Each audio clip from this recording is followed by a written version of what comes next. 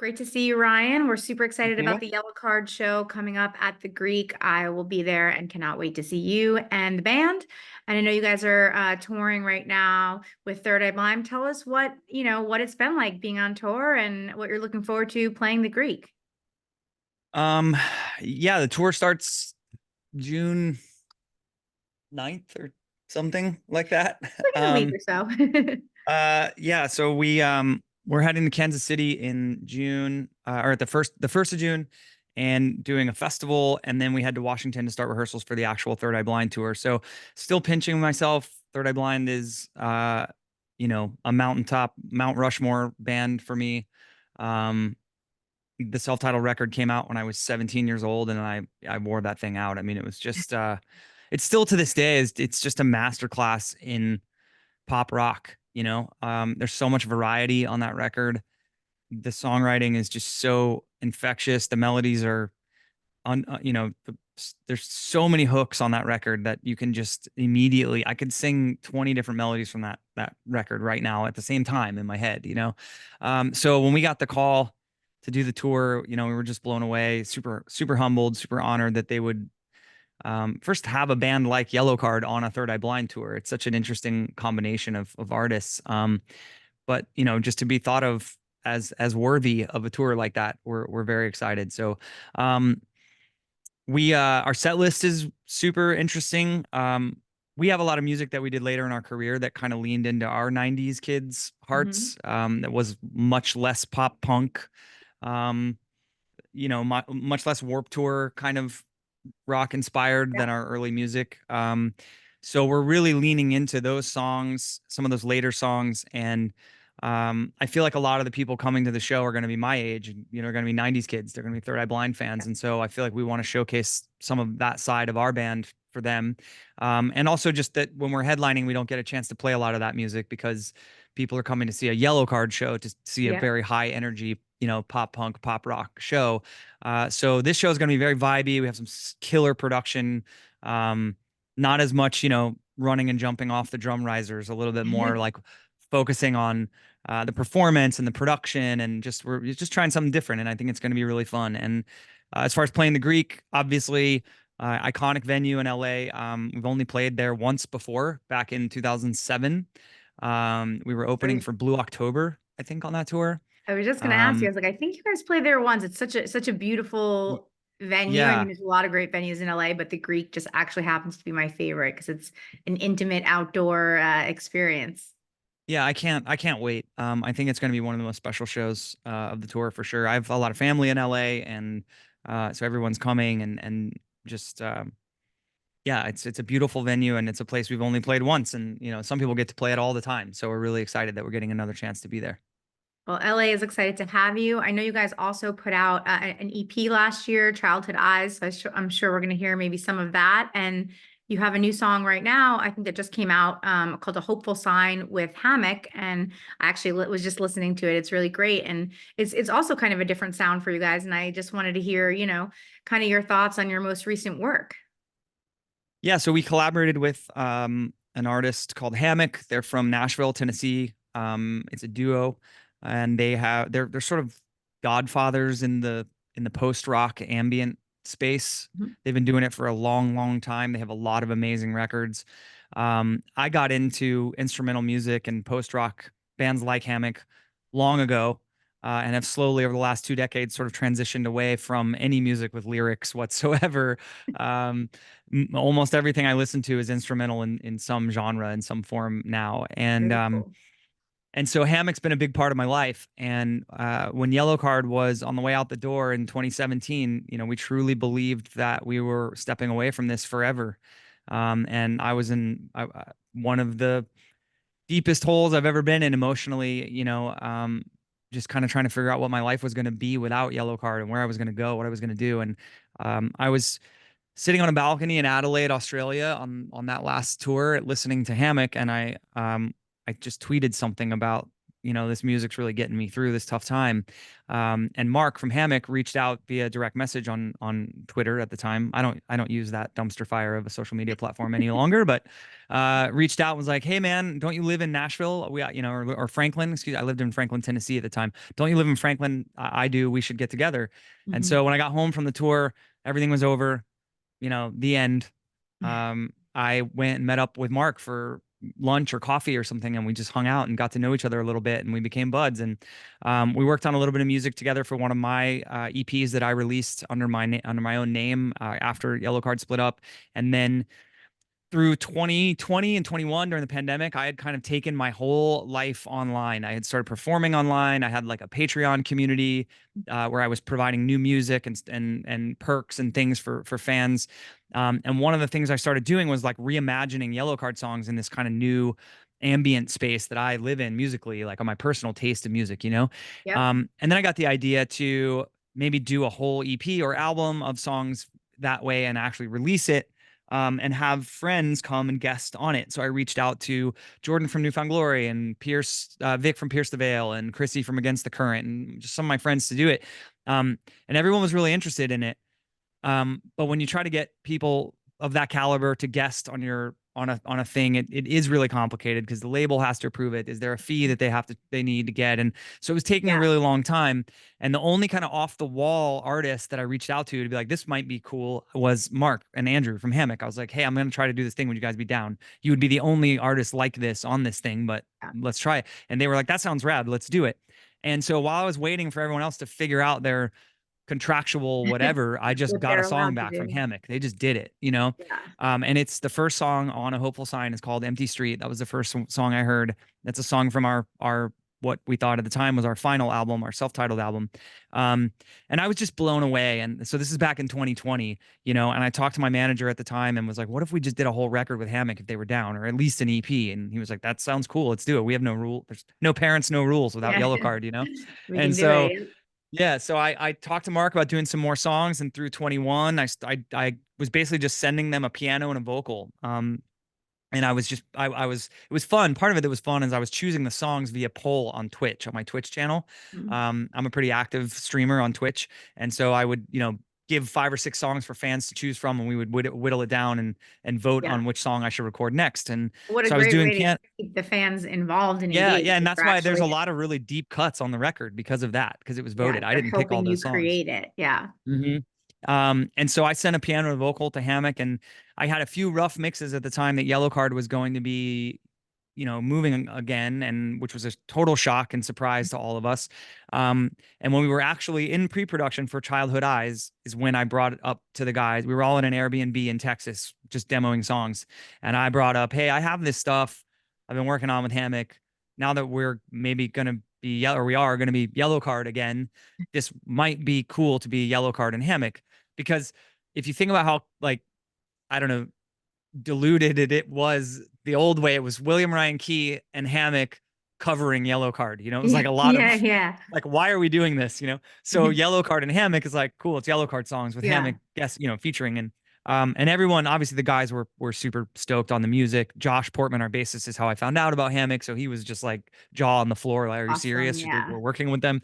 And it went from an EP to a full 9 song, it's, I don't know how long it is, but it's 45 minutes, an hour, something like it's a full length album.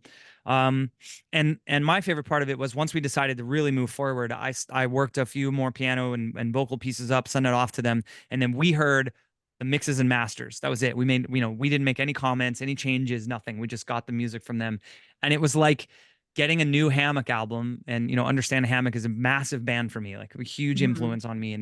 And you're hearing a new Hammock album basically with me singing on it. And so Awesome. it was a really cool experience for us, I mean, mostly, but I do think that I got a lot of responses on Twitch when streaming, and we, the band, through social media, people saying the classic, like, I didn't know I needed this until I had it kind of thing, Yeah. because it is such an unconventional collaboration between two artists that live in completely different, musical Years. Yeah. universes. But I think it worked, and I think the music is really special and it gives new meaning. Ocean Avenue is like this heartbreaking song about loss now. Mhm. It's not like this young bright-eyed kid leaving town in this version, you know? Yeah. And I think all the songs sort of transform in that way. Yeah. Yeah. And they evolve just as you guys evolve as people, just as the world has evolved in the last few years. You mentioned, I think that fear that I'm sure a ton of artists have is, hey, you have a successful band. What happens if that goes away? Where does that leave you, sort of thing? And Mhm. what was that like? I mean, a lot of bands don't get that second chance to come back together, Well, go through it all over again. What was that experience like, just being able to get back as Yellowcard or now be out there again touring nationally? I mean, technically it's our third chance, which is wild. And I hope this one is I hope this one is more consistent than the second chance, because the same thing happened back in late 2007, early 2008, that we had reached such a wild level of success with Ocean Avenue, and even at the beginning of Lights and Sounds, but then it just started to backslide so fast. Um, and we were young and dumb and had more money than we should have been allowed to just freely throw around. And so that was all gone, Yeah. and we had sort of developed lifestyles according to a certain way that we thought we were going to be living forever. And it was a strange time. I mean, it was, Mhm. we really came down the other side of the mountain quickly, and we decided to step away. We didn't say we were breaking up, but in 2008, it was like, dude, this is done. Mhm. This isn't working anymore. Um, Sean wanted to start a family, and we were just, well, what are we doing? It's just not, we've really come so far away from the success that we achieved. And we've now just been clawing to get it back, and it's not working. Let's step away. And Yeah. then 2.5, 3 years later, we got a couple offers for shows, and they were really, really enticing. And that brought us back to talking about doing Yellowcard. And then Hopeless Records came into the fold and wanted to make a record with us. And so the first two records on Hopeless were incredible. We were selling out House of Blues shows again, and we had these really killer world tours happening.